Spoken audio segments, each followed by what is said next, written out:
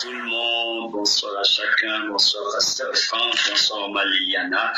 J'espère que vous avez passé un excellent début de semaine. Nous voulons rendre grâce à Dieu pour ce temps magnifique, ce moment extraordinaire qu'il nous accorde encore dans sa présence. Partout là où tu es, à la maison, s'il te plaît, prends ces quelques secondes et lève ta voix, commence à rendre grâce à Dieu, remets ce moment béni entre les mains du Saint-Esprit. Demande-lui de disposer ton cœur, de disposer ton âme, ton esprit, tes pensées et même ton corps. Et lève ta voix là où tu es, à la maison, demande au Saint-Esprit de t'enseigner ce soir, de nous enseigner ce soir, de nous édifier ce soir, de renouveler notre intelligence ce soir. La Bible déclare, voici, Dieu nous enseigne et lorsqu'il choisit de nous enseigner, il nous enseigne pour notre profit, il nous enseigne pour notre bénéfice. Élève ta voix à la maison et dis, Père, j'ai besoin de progresser dans la connaissance, de progresser dans ma marche avec toi. Je veux progresser dans mon service, je veux progresser dans ma consécration, je veux progresser également dans ma façon de te faire plaisir, dans ma façon de te connaître, de te comprendre. Je veux progresser également dans mes relations avec les autres. Je veux progresser dans la qualité du service que je rends, Seigneur, dans ta maison et pour ta gloire. Bien-aimé, lève ta voix et rends grâce à Dieu. Seigneur, merci pour ce temps béni. Seigneur, merci pour ce moment béni, Saint-Esprit de Dieu. Nous te recommandons cet instant et nous prions, Saint-Esprit de Dieu, que tu parles à nos cœurs, à nos âmes, à nos vies, à nos familles, que tu parles, Saint-Esprit de Dieu, afin que, à la fin, Saint-Esprit de Dieu, que nous soyons édifiés, renouvelés, transformés, métamorphosés, transfigurés au nom puissant de Jésus-Christ. Amen. Est-ce qu'il fait froid à la maison ou il fait chaud? Il fait froid dehors, mais ici à l'intérieur, il fait très très chaud. C'est chaud bouillant ici à l'intérieur. Gloire à Jésus. Ce soir, par la grâce de Dieu, nous allons passer un très bon moment dans la parole et dans la prière. Et je voudrais une fois de plus montrer toute ma reconnaissance au pasteur Franck, à Maman Léana, qui m'accorde par la grâce de Dieu, n'est-ce pas, qui me font l'honneur d'apporter la parole du Seigneur, d'apporter son conseil et son message. Sans plus tarder, allons ensemble dans le livre de Philippiens, le chapitre 3e, nous allons lire du verset 12 jusqu'au verset 17. Philippiens, chapitre 3, nous lisons du verset 12e jusqu'au verset 17e. Je vais lire à partir de la version 8 secondes. La Bible dit, ce n'est pas que j'ai déjà remporté le prix ou que j'ai déjà atteint la perfection, mais je poursuis ma course afin de le saisir, puisque moi aussi j'ai été saisi par le Christ Jésus. Verset 13. Frère, pour moi-même, je n'estime pas encore avoir saisi le prix, mais je fais une chose, oubliant ce qui est en arrière et tendant vers ce qui est en avant. Verset 14. Je cours vers le but pour obtenir le prix de la vocation céleste de Dieu en Christ. Verset 15. Nous tous donc, qui sommes des hommes faits, ayons cette pensée. Et si quelques points vous avez, si sur quelques points autant pour moi, vous avez une pensée différente, Dieu vous révélera aussi ce qu'il en est. Verset 16e. Seulement, au point où nous sommes parvenus, avançons ensemble. Une autre version dit, marchons d'un même pas. Est-ce qu'à la maison tu peux dire avec moi, marchons d'un même pas? Oh, j'ai entendu Zion, mais je ne t'ai pas entendu. Marchons d'un même pas. Marchons d'un même pas. Marchons d'un même pas. Gloire à Jésus-Christ. D'un même pas. Amen. Gloire à Jésus-Christ. Bien aimé, lorsque nous lisons attentivement à ce texte, cet épître qui a été rédigé par l'apôtre Paul, qui est adressé aux chrétiens qui se trouvent à l'église de Philippe, l'apôtre Paul l'écrit dans un contexte assez particulier, assez parlant. Et on peut se poser la question de savoir quelle est la raison pour laquelle Paul choisit, n'est-ce pas, de recommander aux bien-aimés qui se trouvent dans l'église de Philippe de marcher d'un seul pas. Mais si nous lisons attentivement le 4e chapitre, toujours du livre de Philippiens, à partir du verset 1er, nous allons nous rendre compte que l'une des raisons pour lesquelles l'apôtre Paul recommande à ses bien-aimés de marcher d'un même pas, c'est parce que l'apôtre Paul avait appris qu'il y aurait, n'est-ce pas, au sein de l'Église, au sein de l'Assemblée de Dieu, au sein de ces zones, de cette communauté, quelques zones de tension. Bien aimé, des fois, lorsque nous nous retrouvons au sein de nos communautés, nous venons de divers horizons. Nous avons sûrement eu des parcours différents. Nous avons eu peut-être des cultures différentes, une façon de voir et peut-être une façon de penser qui est différente. Mais nous nous retrouvons dans le contexte de la communauté de l'Église pour atteindre le même. Est-ce que je peux avoir un amen à la maison?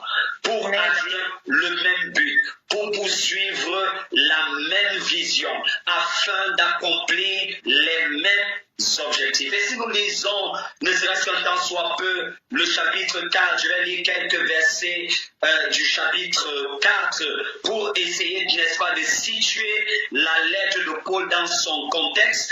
La Bible dit à verset 1, c'est pourquoi je suis au chapitre 4, c'est pourquoi, frères bien-aimés, que je désire ardemment, vivement revoir ma joie et ma couronne. Demeurez ainsi ferme dans le Seigneur, mes bien-aimés. Verset 2, c'est le verset 2 qui nous intéresse. Il dit, j'exhorte Évodie et j'exhorte Syntyche à avoir une même pensée dans le Seigneur. Et toi aussi, fidèle collègue, oui, je te demande de les aider, elles qui ont combattu côte à côte avec moi pour l'évangile, avec Clément et mes autres compagnons d'œuvre, dont les noms sont dans le livre de la vie. Donc, lorsque l'apôtre Paul choisit d'écrire, n'est-ce pas, cette lettre à toute l'Église, à toute la communauté, c'est parce que quelque part, il a appris ou il aurait appris qu'il y aurait, n'est-ce pas, des zones de tension entre Évodie et Syntyche. C'est d'ailleurs la raison pour laquelle il les exhorte, il les encourage, n'est-ce pas, à avoir la même pensée dans le Seigneur. Et d'ailleurs, il encourage, n'est-ce pas, le pasteur de cette communauté à les aider à naviguer dans la même vision, à voir, n'est-ce pas, dans le même chemin et à courir dans la même direction. Le contexte est donc que tous ces bien-aimés qui sont mentionnés de façon intentionnelle par l'apôtre Paul sont des personnes qui servent à l'Église, sont des personnes qui aiment le Seigneur, sont des personnes qui sont passionnées du Seigneur, passionnées de son œuvre, mais par concours de circonstances se retrouvent en train d'avoir des divergences de point de vue. Et le conseil, la prière que l'apôtre Paul va formuler pour cette communauté, pour les bien-aimés de cette communauté, se trouve au verset 16e. Et au verset 16e, il dit, je vais prendre à partir du verset 15e, il dit, nous tous donc qui sommes parfaits. Et je voudrais souligner ici que lorsqu'il parle de la perfection, il ne parle pas de la perfection sur le plan physique. Il ne parle pas forcément de la perfection sur le plan même du caractère ou de l'âme. Il parle de la perfection sur le plan spirituel. Parce que lorsque nous sommes nés de nouveau, l'esprit que Dieu nous a donné est un esprit fait. Donc l'apôtre Paul dit, nous tous donc qui sommes parfaits, ayons cette même pensée. ayant cette même pensée, ayant cette même vision, ayant ce même but, ayant ce même objectif.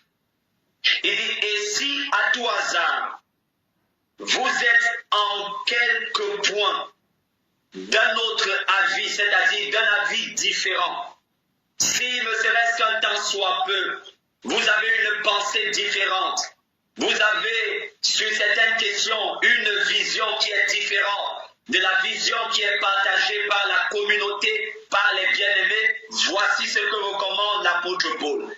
Il dit, et si vous êtes en quelque point d'un autre avis, Dieu vous éclairera aussi là-dessus. Et si nous regardons le mot éclairer, c'est le même mot, c'est un mot qui a la même racine que le mot apocalypsis, qui signifie dévoiler. Donc, qui dit, si vous avez des points de divergence, Dieu va vous éclairer, Dieu va vous illuminer, Dieu va apporter de la lumière sur ces zones d'ombre. Et il continue au verset, il dit seulement, c'est-à-dire que même si nous avons quelques points de divergence, quelques points où nous ne sommes pas forcément d'accord avec les frères, avec les sœurs, malgré cela, l'apôtre Paul recommande que nous devons continuer de marcher d'un même pas. Il dit, marchons d'un même pas. Et lorsque j'ai lu ce texte, je suis allé fouiller un peu dans les textes originaux et j'ai vu que l'expression marchons d'un même pas, c'est la même expression marchons comme des soldats. Et je suis souvent très très admiratif lorsque le 14 juillet arrive et qu'à la télévision, par exemple la TF1, on montre les troupes, que ce soit celles de l'armée, celles de la police, celles de la gendarmerie, défiler lors du 14 juillet à l'Élysée.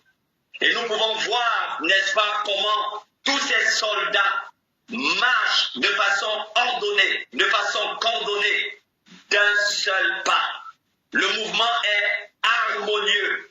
On a l'impression, et d'ailleurs c'est le cas, qu'avant, n'est-ce pas, de se retrouver devant les caméras, ils ont pris soin, et de façon intentionnelle, de coordonner et d'harmoniser leur façon de marcher, leur façon de défiler, tous leurs différents mouvements. Bien-aimés dans le Seigneur, dans l'Église de Dieu, normalement, cela devrait être la même chose. Et alors la question qu'on pourrait se poser est celle de savoir comment marcher d'un même pas. Comment avancer d'un même pas. Lorsqu'on sait qu'il peut y avoir des frottements sur le plan culturel, des frottements sur les questions de diversité d'opinions ou de points de vue, comment marcher d'un seul pas. Je vais relever premièrement 3 points.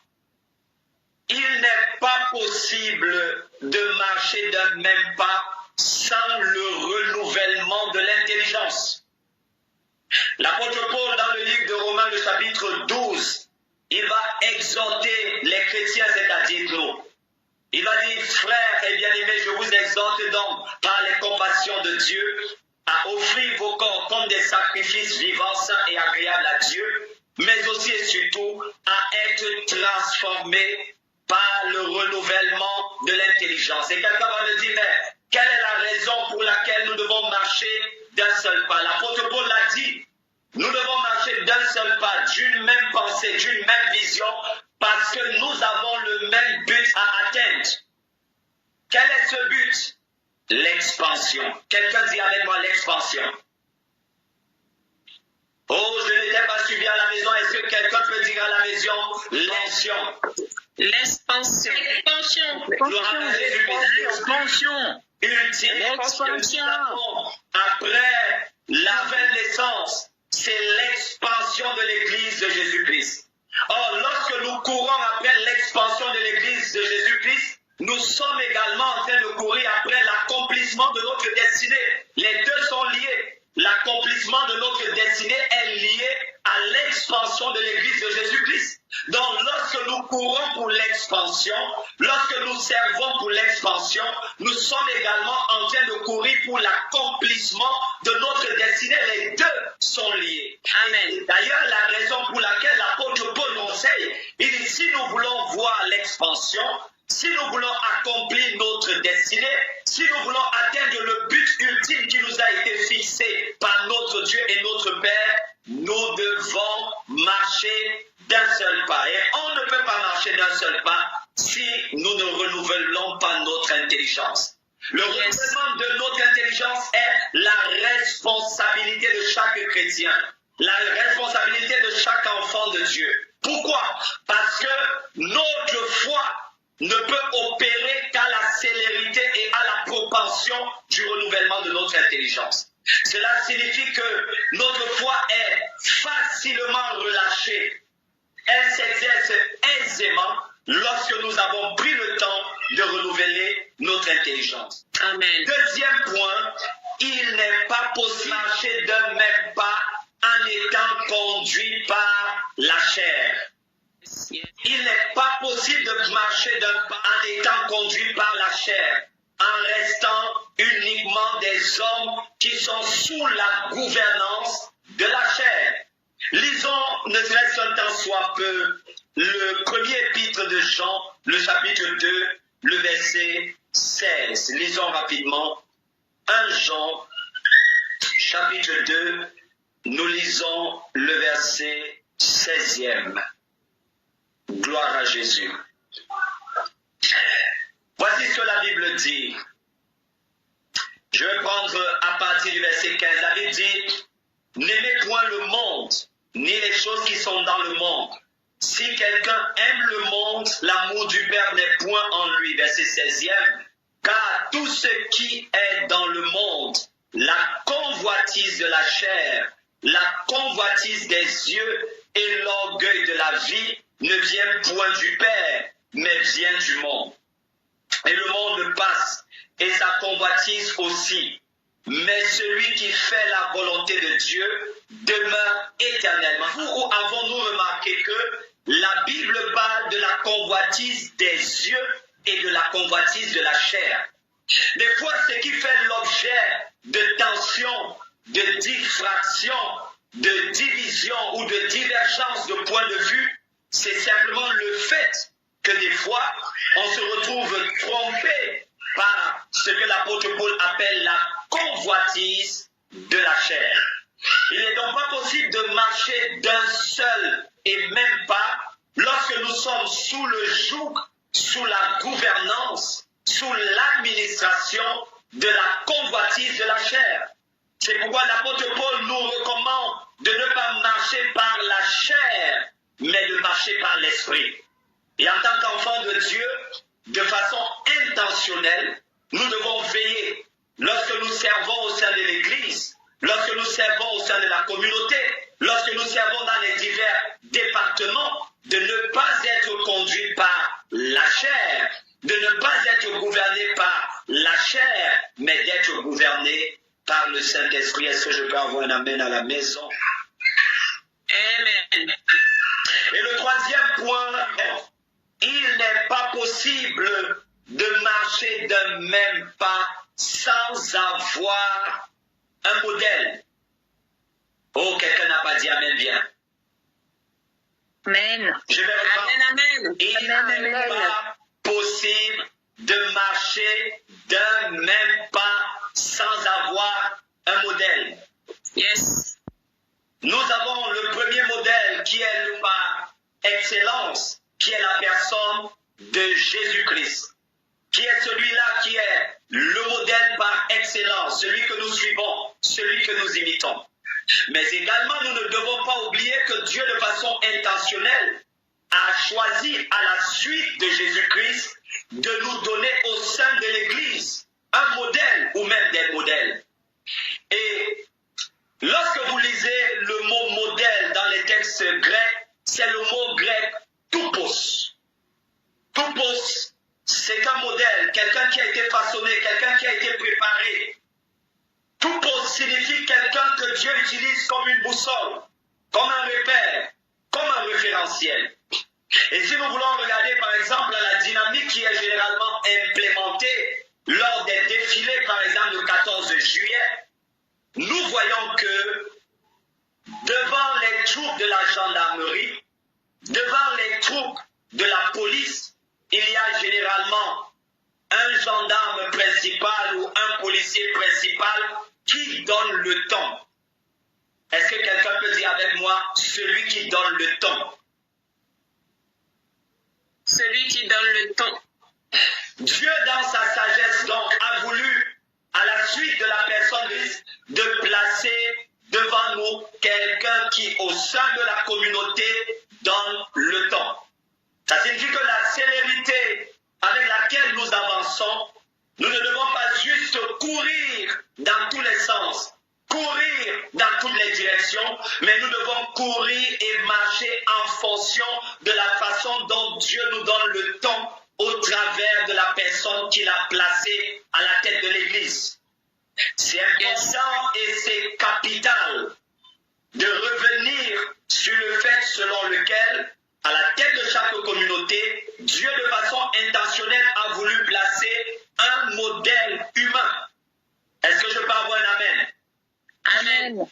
C'est la raison pour laquelle lorsque nous lisons le livre d'Apocalypse, du moins Apocalypse chapitre 1, chapitre 2 et chapitre 3, l'intitulé ou le début de ces lettres, c'est écrit à l'ange qui se trouve à l'église d'Éphèse. Amen. Cela signifie que dans chaque église, Dieu a placé un ange principal qui veille. Et des fois, cet ange-là, dans notre contexte, c'est un visionnaire. La personne que nous devons imiter, quelqu'un va dire, mais qu'est-ce que tu es en train de dire? Ce que tu dis, ce que tu enseignes, tu le prends où? Lisons ensemble le verset 17e de Philippiens, chapitre 3e. Le verset 17e. Voici ce que l'apôtre Paul dit. Il dit, soyez tous mes imitateurs, frères, et portez les regards sur ceux qui marchent selon le modèle que vous avez en nous. Est-ce que je peux avoir un amen? Il dit, soyez mes imitateurs. On ne peut pas savoir totalement pourquoi, mais nous pouvons constater et nous devons accepter que Dieu a choisi de nous donner un modèle à la suite duquel il nous donne d'autres modèles. Et l'apôtre Paul, ou alors le Saint-Esprit au travers de l'apôtre Paul, nous recommande de marcher d'un même pas en fonction du pas de ce modèle que Dieu nous a donné. Est-ce que je peux avoir un amen? Amen. Amen. Et je vais sortir par ici en donnant 3 façons ou 3 moyens de marcher d'un même pas. Premier moyen de marcher ou première façon de marcher d'un même pas, marcher d'un même pas exige de marcher par l'esprit. Donc pour marcher d'un même pas, il faut marcher par l'esprit. Romains 8, verset 14. La Bible dit, ceux qui sont enfants de Dieu sont ceux-là qui sont conduits par l'Esprit de Dieu. Gloire à Jésus. Nous devons toujours prier afin d'être conduits, gouvernés par le leadership du Saint-Esprit. Lorsque c'est le Saint-Esprit qui conduit les choses, ça fonctionne dans la perfection au sein des différents départements. Est-ce que je peux avoir mes au sein des différents services de l'Église? Lorsque tout est conduit par le Saint-Esprit, les bien-aimés au sein des différents départements, des différents services de l'Église peuvent se déployer avec aisance. Donc le premier point ou la première clé, marcher par le Saint-Esprit. Amen. La deuxième clé que le Saint-Esprit nous donne est celle-là de marcher en Christ. Lisons rapidement Colossiens chapitre 2, le verset 6e. Colossiens chapitre 2, très rapidement, le verset 6e. Merci Seigneur. Colossiens chapitre 2, verset 6e. Il dit, ainsi donc, comme vous avez reçu le Seigneur Jésus-Christ, marchez en lui. Comment? En étant enraciné et fondé en lui et affermi par la foi d'après les instructions qui vous ont été données. Abondez en action de grâce. Marchez dans le Christ. Marchez sur les pas du Christ. Et quelle était la marche du Christ? C'était la marche de l'humilité. Si nous voulons voir l'expansion de l'Église, l'expansion au sein de notre communauté et marcher d'un même pas, nous devons marcher dans le Christ, c'est-à-dire sur les pas du Christ, mieux encore, marcher dans son attitude et son caractère. Nous parlons ici de l'humilité. L'humilité est la clé de l'expansion. L'humilité est la clé de la cohésion. Lorsque on a des personnes humbles de cœur qui servent, nous pouvons facilement atteindre le but pour lequel Christ nous a appelés. L'apôtre Paul va d'ailleurs nous rappeler cela dans le livre de Romains chapitre 12, c'est 16e. Je vais lire rapidement. Romains 12, verset 16e. Voici ce que dit l'apôtre Paul. Il dit, ayez les mêmes sentiments les uns envers les autres. N'aspirez pas à ce qui est élevé, mais laissez-vous attirer par ce qui est humble, ce qui est humble, ce qui est humble. Ne soyez point sages à vos yeux. Marchons ensemble dans l'humilité. Marchons ensemble, bien-aimés, dans des cœurs qui ont été brisés par le Seigneur, afin de ne pas poursuivre l'atteinte d'ambitions personnelles, mais de poursuivre le but de Christ, afin que Christ soit élevé. Est-ce que je peux avoir un amen? Amen. Et je vais partager enfin ce dernier point. Comme de même pas marcher dans l'amour. Éphésiens chapitre 5, le verset 2e. Éphésiens chapitre 5, verset 2e. Éphésiens chapitre 5, verset 2e. Voici ce que l'apôtre Paul dit. Il dit, et marchez dans l'amour, à l'exemple de Christ qui nous a aimés et qui s'est livré lui-même à Dieu pour nous comme une offrande et un sacrifice de bonne odeur. Marcher dans l'amour, c'est marcher dans l'humilité. Marcher dans l'amour, c'est marcher dans le sacrifice. Marcher dans l'amour, c'est marcher dans l'offrande de son temps, de sa vie, des fois de ses ressources, des fois de ses dons, aussi de ses talents, et même parfois de tout ce qu'on a comme matériel. Bien-aimé dans le Seigneur, le Saint-Esprit a voulu, et je crois qu'il a placé ce mot, cette parole, cette exhortation dans mon cœur et dans nos cœurs, afin que cela nous soit profitable à tous en tant qu'enfants de Dieu, en tant que famille, en tant que communauté et en tant qu'Église. Que le Seigneur vous bénisse et que le Seigneur nous bénisse abondamment. Shalom. N'hésitez pas à liker, à partager la chaîne et à vous abonner. Soyez bénis.